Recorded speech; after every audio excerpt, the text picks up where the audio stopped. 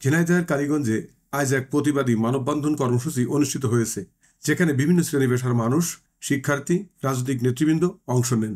বোন তোমার ভয় নাই, ভাই তোমার মরে নাই, এই স্লোগানে মুখরিত হয়েছিল কালীগঞ্জের মেইন বাস স্ট্যান্ড। মানববন্ধনে বক্তারা নারীদের প্রতি সহিংসতার বিরুদ্ধে কঠোর আইনি পদক্ষেপের দাবি জানান। কিন্তু প্রশ্ন হচ্ছে, এই ধরনের মানববন্ধন বা প্রতিবাদ আসলে কি কোনো পরিবর্তন আনে, নাকি এগুলো কেবল একদিনের আলোচনায় বিষয় হয়ে থাকে? আমরা যদি সাম্প্রতিক পরিসংখ্যান দেখি, তাহলে দেখতে পাই নারী নির্যাতন, ধর্ষণ এবং খুনের ঘটনা আশঙ্কাজনক হারে বাড়ছে। অনেক সময় অপরাধীরা আইনের ফাঁকফোকর গলে বেরিয়ে যাচ্ছে। তাহলে শুধুমাত্র কি প্রতিবাদই যথেষ্ট, নাকি আমাদের বিচার ব্যবস্থার আরও কঠোর হওয়া দরকার? কঠোর আইনের প্রয়োগ নিশ্চিত করা, সমাজের দৃষ্টিভঙ্গি পরিবর্তন আনা, পরিবার ও শিক্ষা প্রতিষ্ঠানের নৈতিক শিক্ষা বাধ্যতামূলক করা, ইসলামী শিক্ষা ও মূল্যবোধের প্রচার করা, যাতে মানুষ নৈতিকভাবে সচেতন হয়।